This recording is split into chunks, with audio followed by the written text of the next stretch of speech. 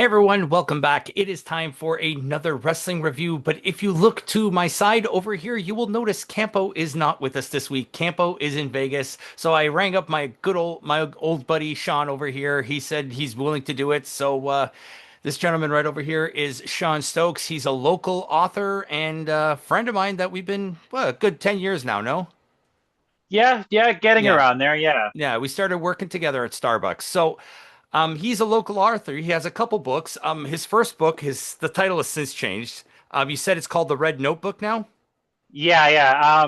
Welcome to the Sex Shop wasn't exactly marketable, so Yeah, I had to do a little bit of PG research for it. So yeah. So it'll be called The Red Notebook. It'll be in the description box below, the link to Amazon. And he also has this one here. It's called The Ghost of Vimy Ridge. It's about a World War One soldier, correct? yep, yep, Yeah. it is. Yeah, And all the trauma and PTSD and everything that he has to deal with. that. Yeah. The politics of the war. It Hmm. it covers a lot. It covers a lot. Yeah. But no, we're here for wrestling. That's what I'm Yeah, excited but about. the links to these books, if they interest you, they'll be down in the description box below. We are not sponsored. He's a friend of mine, so I'm doing this as a favor to a friend. And I greatly appreciate it. So we will start WWE. We are doing Crown Jewel tonight. So WWE, nice and short. This time it came from Perth, Australia, not Saudi Arabia. They changed the location to Perth due to the fact that the Rumble is going to be in Saudi Arabia this year, and Mania will be in Saudi Arabia next year. So they changed it. So the first match on the card is Bronson Reed with Paul Heyman against Roman Reigns. What are your thoughts on this match? Typical Oh Roman my, Reigns match, right? very he literally has a 12-step program of move sets that he does. It's either the Hmm. Superman punch, the slam, the spear, and then random suplexes in between. Like The that's random essentially what hoo-ah. he the random hooah. And it's like for me, he's very much like he kind of reminds me of like a more athletically gifted Ultimate Warrior, where he's incredibly charismatic, but Right. it's like he's also fit in a package where it's like you kind of know what you're getting, and it's like you don't need a lot of it. You just need one or two instances. Yeah. So nothing against his championship reign by any means, because it is Right. like relatively long, but no, I with Roman, like Bronson Reed stood out definitely just because Yeah. it's nice showing like newer talent. But yeah, I'm not a Roman fan, so No. And the fact that by the time he made his entrance, it's already 30 minutes into the show. right. And it's just like, dude, Like, I get it. The fucking song is get on. great, head of the table. I love that. The theme is great, but it just takes way, way too long. You don't need no, you no like Yeah. that's more like acknowledge the emptiness. You know what I mean? Right. But it was Yeah. it was a decent match. It's your typical Roman Reigns match. The surprising fact is that they put Bronson Reed over. I was not that surprised about it because well, more so, I was more surprised about what happened on Raw the next night with that sudden heel turn. That I Right. found more surprising than Then Bronson Reed getting over. yeah. But fun fact though here for you is he's only the third guy to pin Roman since December 15th, 2019 in a singles match.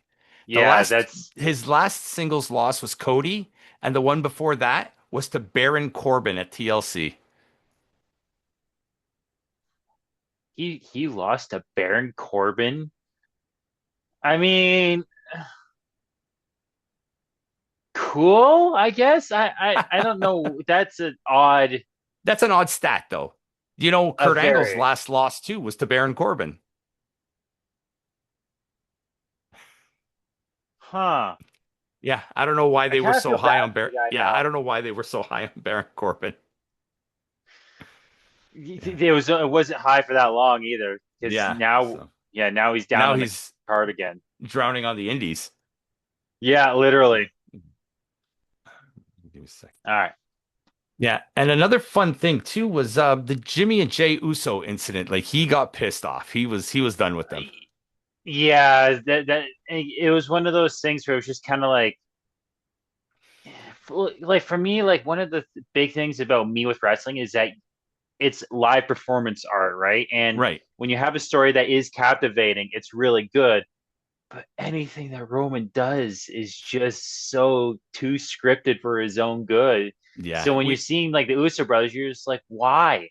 yeah, and that was Like, that was scripted. You could have seen that coming from a mile away.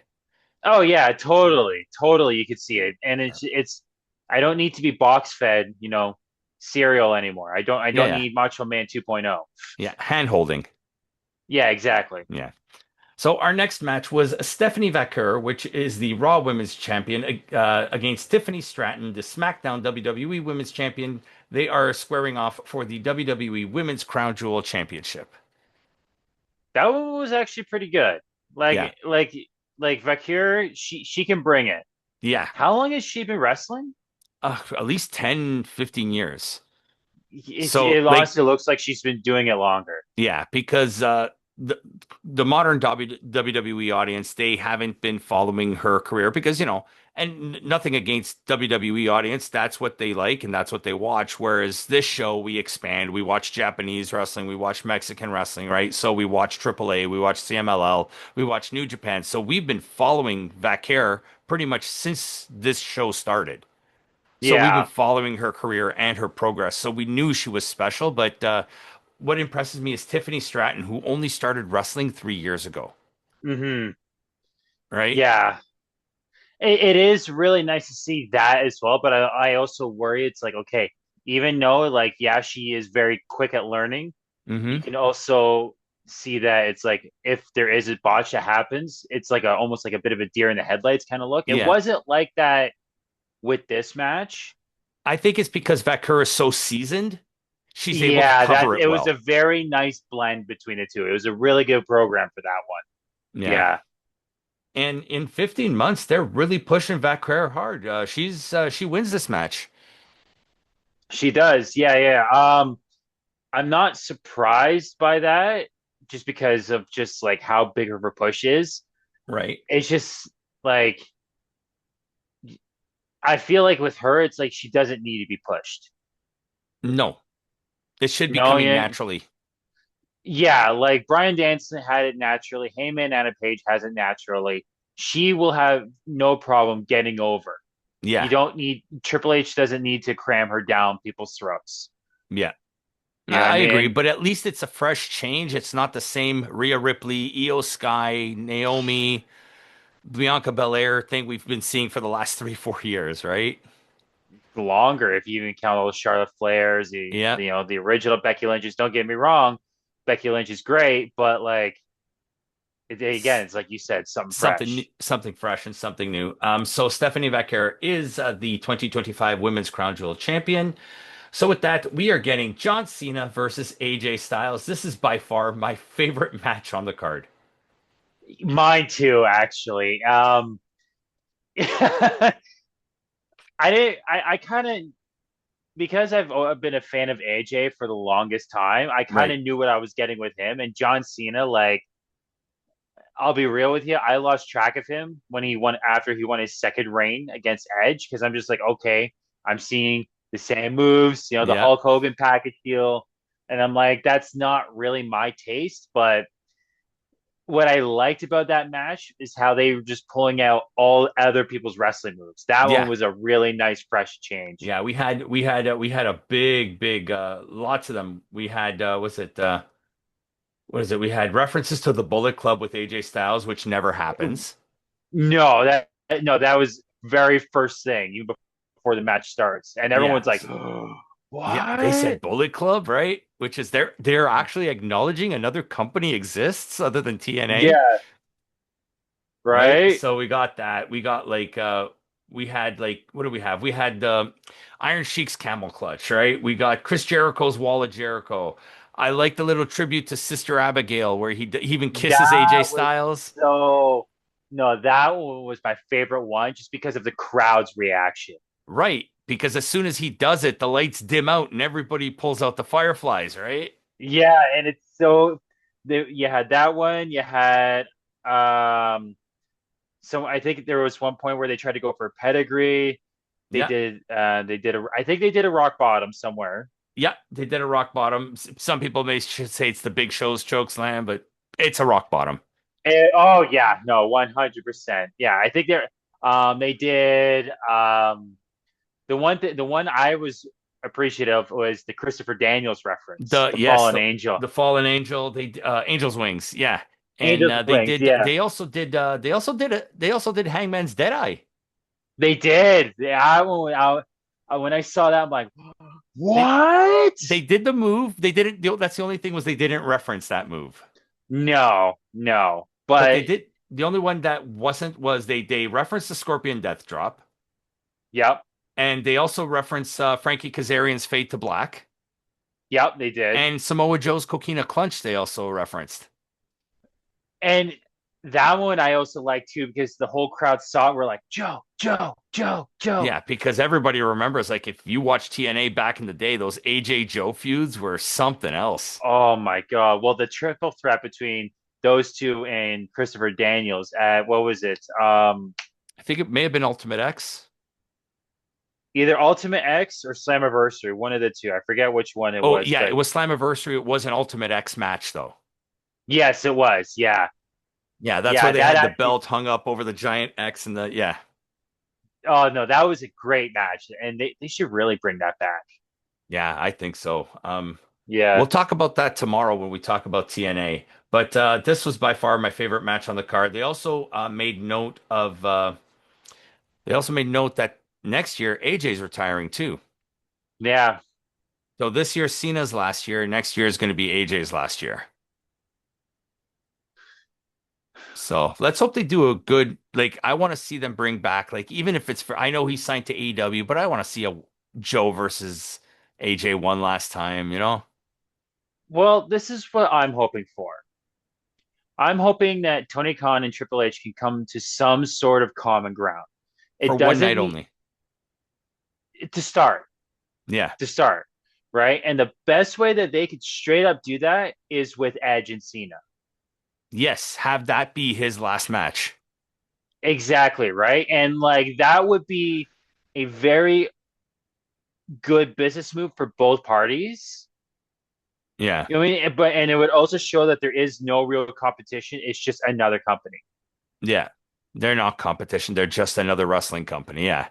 Exactly, right? And that's the way AEW is always packaged. That's the way they always delivered. Yeah. And yeah, in my opinion, their matches are better, but like at the same time, WWE is the staple, right? So you Right. can't. It's AEW is basically trying to get the fans that are no longer into WWE, I guess Yeah. in a way. Like WWE is very focused. I know they're not PG anymore, but they're still very much the kids are their ticket sellers. You know what I mean? They're that's what drives their tickets. Oh, it's tickets and merch and Yeah. DVD or and you know and box office sales and Yeah. oh yeah, no kids are money grabbers.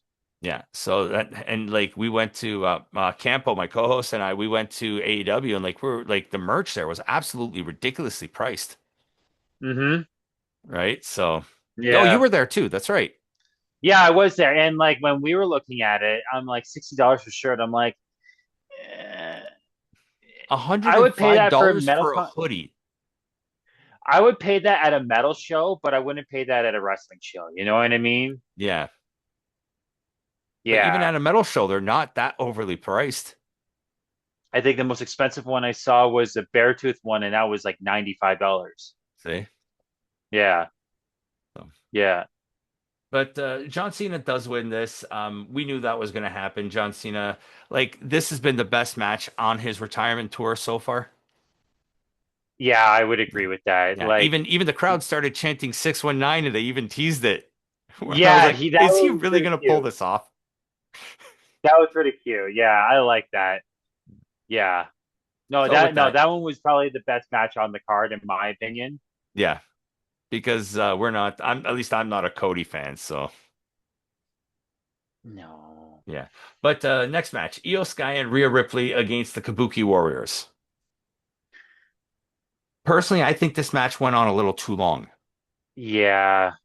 Like, don't get me wrong, I like Rhea for Yeah, small increments, and Io Sky is a phenomenal wrestler. right. Kabuki sisters, like it's just I again, it's still too scripted. Yeah, Like, you know what I mean? It's too like it's just too there. You know what I Yeah. mean? It's It's too like it's business. predictable. It's Exactly. Predictable is the key word I would use. yeah, it's very predictable. If this were to happen in Japan, say this were in a Stardom ring or a New Japan ring, this match would have been completely different. It would have been so much better. Yeah. So much better. There would have been much more physicality. There would have been More way less selling, drama. More in Japan, I don't know. I feel like it would be a lot more more physically no aggressive. sell actually. Yeah. Yeah, more no sell. It's Yeah. more like, okay, no, well, let's see who the real tough people are, kind of thing. Yeah. Yeah. But Yeah. uh but I mean this was fine. It wasn't a bad match. It's like I said, it went on a little too long. It was a little too predictable, a little too scripted for my liking.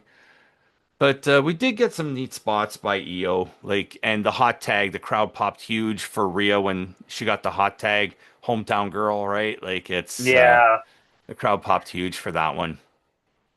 They did the same thing for Edge in Toronto. They've done this, like, it's just a Yeah, hometown thing. So it's, again, it's a very expected thing. It yeah. was good, but We knew typical that. WWE. What did surprise me, that threw me a little off, was the fact that she then tags in EO and EO gets the win. Yeah. Yeah. Well, but that also depends on what Hunter's plans for Io is, right? Because he Yeah, might have her back in like the title picture again, which I feel unless like they're is going to going to be push the the tag case. team and have them face Bliss and Charlotte, I could see that happening too.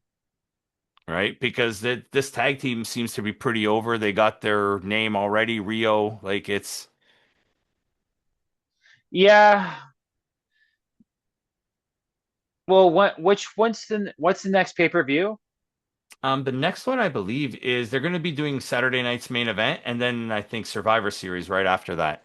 So there's probably going to be a Survivor Series match, maybe with Rhea and Io and some others against like Judgment Day. I feel like that would be like that's a very predictable match. If they are going to get into the tag title picture, that would probably be Survivor Series would be like the main Yeah, the catalyst of next that step. They program. pass they pass the Judgment Day, they're number one contenders kind of thing. Yeah, I think that's probably what I could see happening with them Yeah. if they decide to go in that direction, but you never know, right? Yeah, throw a wrench in the So with that, Io Sky, like I said, Io Sky and Rhea Ripley do get the win. Our main event of the night is Seth Rollins, Raw World Heavyweight Champion against Cody Rhodes, SmackDown Undisputed Champion. This is for the 2025 Crown Jewel Championship. Um, what I don't like about Cody Rhodes is he'll sell an injury, and then his next move he'll act as if nothing's wrong. That drives me fucking nuts with that too. Like he did it so badly in AEW as well, and the crowd picked up on it. That's why they booed him out of the company, basically, Yeah, yeah. right? Like don't get me wrong, he's doing his purpose as like the next top guy, but it's also like, dude, watch your tapes, learn. Yeah, You're Dusty's son. What the fuck? right? You'd think he would have picked up something.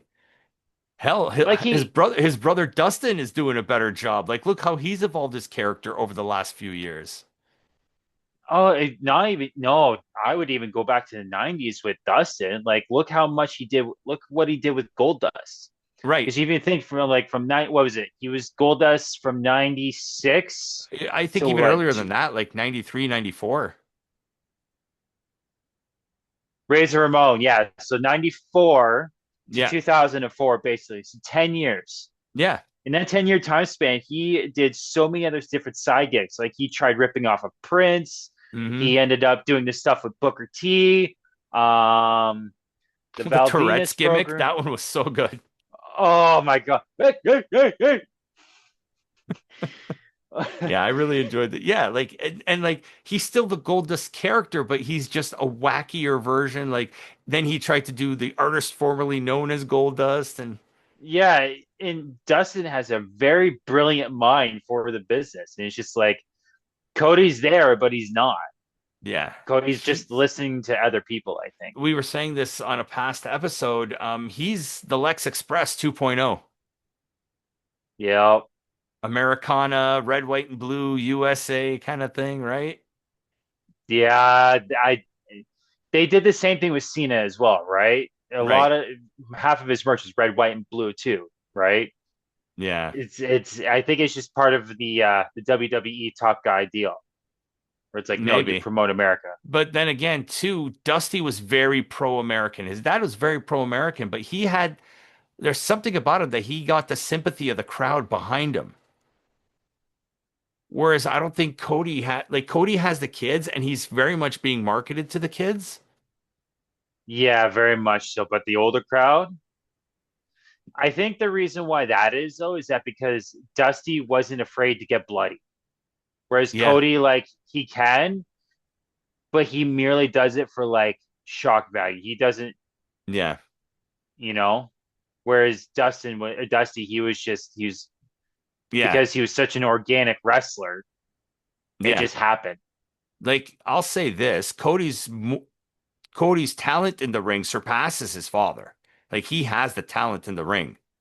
Oh yeah, But Dusty had that certain charisma, that charm that the crowd just gravitated behind. Like, the hard times promo that he cut, like people felt that, you know what I mean? that was like the same thing when Ric Flair originally started doing the Yeah. Kiss stealing, wheeling, dealing, limousine yeah, riding. yeah, the whole shebang, right? Like those promos, it was just so off the cuff, right? And that They was were the beauty organic. of They it. weren't pre-scripted. It Yeah. was all, yeah. And and I think that's the reason why Cody isn't doing as well as his father is. Is Like, there don't get not me wrong, top guy in WWE, which is something Dusty wanted, yes, but right? in terms of legacy, in terms of what Dusty's accomplished compared to Cody, not at all. Yeah, it's not even close. But I did like the storytelling in the ring. Especially Seth Rollins' storytelling was top notch here. He has always been a like what is his gimmick? Um, The architect, the yeah, the architect. No, that is mhm. like the best way to describe Seth, where he Yeah, is able to the have visionary. the visionary, the ring psychology that that dude has. Hmm. And I don't know where he learned it from, but it sure as shit wasn't from WWE. No, he's cut it. He cut his teeth on the indies. He's a former Ring of Honor champion. Like Yeah, yeah, and I think that's where that's a where lot of there's his you can YouTube it. One of Seth Rollins' first match is against AJ Styles in some random bingo hall really, or really, yeah. huh? So I think this was right around the time WCW closed and AJ didn't have a contract, so he's on the Indies. And one of his first Yeah, one of Seth's first matches was against he was Tyler Black at the time. But yeah, you can YouTube it. You can really. find it. Yeah, if I find it, viewers, I'm gonna put it down. I'm gonna put the link to that video down in the description below. Yeah, please do. I want to check it out. Yeah. Yeah, yeah. I'll send you the link if I find it. I'll send it to you personally, but if I find it, I'll put it in the description below if you guys want to see that. But the storytelling that the commentators, Wade Barrett was really, really good here. Same thing with Michael Cole selling to Seth, why are you doing this? Don't I have nothing to do with this? Why are you attacking me for kind of thing? Yeah. It was a better storytelling than they did with the Brock Lesnar situation. I'll be honest, I didn't even bother watching that just because I just anything with Brock Lesnar and Cena, I'm just instantly turned off because I Yeah. already know how it's gonna end. And Brock Lesnar's a piece of garbage human being too. And that's one way But to word it. Yeah. yeah. But Seth Rollins, they're telling the story how every time he faces Cody, he just can't get that one extra step over him. And the fact that the ref bump was perfect here. I'm not usually not a fan of the ref bumps, but the ref bump was perfect here. He hits him with that Rolex watch, and Seth gets the win over Cody, but he acts like he accomplished this great feat, like that he's so proud of himself. And that's the mark of a great heel for me. Oh yeah. Oh yeah. And he works so much Um, better as a heel than he does as a babyface. oh, 100%. Like I never liked him as a babyface when he was doing all this stuff with the Shield. Like, don't get me wrong, the Shield when it first came out was nice, Yeah. but when it started becoming like baby faces and all that, I just ugh. Yeah, it Like, didn't work. And that's why Roman as a babyface doesn't work either. no, and but Roman, I feel it has a bit of more of a Stone Cold kind of aesthetic in that regard, where it's Yeah. like you're such a heel, you end up becoming babyface. Same thing happened to Triple H. Same thing happened Yeah. with if you even want to go back to Gino Hernandez, like he had that Yes. same thing, right? So Yeah, Gino Hernandez, that's a great callback to that one. Gino Hernandez was that. He was like that dastardly heel, but the crowd loved him so much that he organically was a babyface. yeah, And it's even that's even like Stone Cold Steve Austin. He was a heel, he was. right? And that match at WrestleMania 13 where they did the double turn with him and Hart, just like organically, the crowd was so behind him because they had to do that double turn. They had to. And but the thing about Stone Cold though, I feel his turn didn't just happen then. I think that was like the final nail in the coffin Yeah, for that's his what turn, solidified the turn. right? Because even what was it the year before when he won King of the Ring, he cut the Austin 316 Right, promo. That was when it originally started, in my opinion. Because yeah, he's talking shit about Jake Roberts, right. who was a babyface, but the crowd fucking loved Stone Cold's Stone promo Cold, because yeah. it was like, right? And that whole year leading up, people were gravitating toward him, And right? would we have And even had that if Triple H didn't get suspended because of the curtain call? who knows? Who knows? Vince is a very I never understood his logic for booking, but it just sometimes it works, sometimes it doesn't. Yeah, he just throws everything at a wall, and if something sticks, hey, there, let's run with it. Exactly. And it did serve him well, with the Attitude Era. Hmm.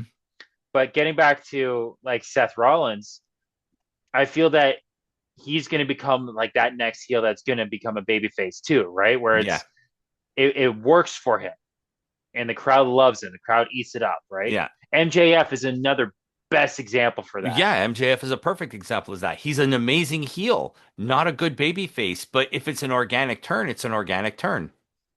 I'll be honest, I did like the stuff he did with Adam Cole, like the comedic stuff. The That one comedic was stuff, funny, yeah, but he was still that dick, right? So it was yeah, like it wasn't a full babyface turn, yeah. but He's an it. asshole, but he's our asshole. Oh, Christian Cage, yep, Yeah, yep. Oh yeah. the crowd chanting it all out. He's our asshole. No, my favorite one though was he when we were chanting Edge, he's our uncle. He's Yeah, like that's right. he's like, what have we done here? Right, kayfabe brothers. Yeah, kayfabe brother. Oh yeah, Yeah, all out was fun. All out yeah, was a that lot of was a fun. great show, great show. But That was. Seth Rollins, like we said, ends up getting the win here, and I'm glad they didn't give Cody this win to have a back-to-back because it seems like they've been giving Cody everything in the last 24 months. They have. And you can And this only was, go ahead, sorry. if they start doing that the same way they did with John Cena, he's not just gonna burn out, he's gonna erode. People aren't gonna like him in 5 years if they keep doing that. So like, no, this was like a nice way to humble him. Yeah, and it's a great callback to when he first returned to WWE. Seth's first opponent, or Yep. Cody's first opponent, was Seth at WrestleMania that year, It was, yeah. right? And Yeah, the that was crowd popped WrestleMania 39, right? 39, yeah. Yeah. So we knew the rumblings were coming, but yeah, when he showed up, he was like the first guy to jump from AEW back to WWE kind of thing, right? So Yeah, and I think that's the reason why Hunter is pushing him as hard as he is, because it's like a, hey, I have your guy now, fuck you kind of thing. yeah, it's in, he, yes, he destroyed my throne with a sledgehammer on your show, but he's here now. Oh god. Yeah. That was But not that was I think organically, if this keeps going, Cody is going to get upset, turn on the fans, and maybe go on a heel run. see if he did a heel run in AEW, he would have been so much better because Yeah. he would have been given more range. But if he does it in WWE, I don't know if it's gonna sell well. But the thing is, they got to do it now before it gets too late. If they do it, that's the Yeah. thing. If Right? they do Because it. And Roman's heel turn was too little, too late. it was, but Roman kind of salvaged it in the end. Yeah. He Yeah, was the able to bloodline salvage storyline. it. Yeah. Yeah, with the bloodline storyline. Like, no, Yeah. he was able to salvage it with Paul. Cody, I can't see him doing that. Yeah. Oh, we'll see. We'll see. Yeah. All in all, I had fun with this show. Very middle of the road. We usually score these out of a 10, and I gave this a 7.6. What would you score this show if you had to give it a score? I would be in the sevens, but I would say 7.2. Okay, that's fair. Yeah. That's Yeah, fair. that's what I would put. 7.6 for me, only because of the nostalgia factor with the Cena and AJ match. That would probably be like the five, and then the other 2.2 would be Everything else. Two would be everything the else. Stephanie Vaquer match. Exactly. And then Yeah. the point two would be the Devil's Seth, Kiss. the Seth selling, maybe. This sounds selling too. Yeah. Okay, so fine. There you go. 7.4. There we go. So with that out of the way, guys, thanks again for joining us. Tune in tomorrow. Tomorrow we are going to have TNA's Bound for Glory review. Sean will be back for that review as well, so make sure you tune in for that. And in the words of Kenny Omega, goodbye and good night.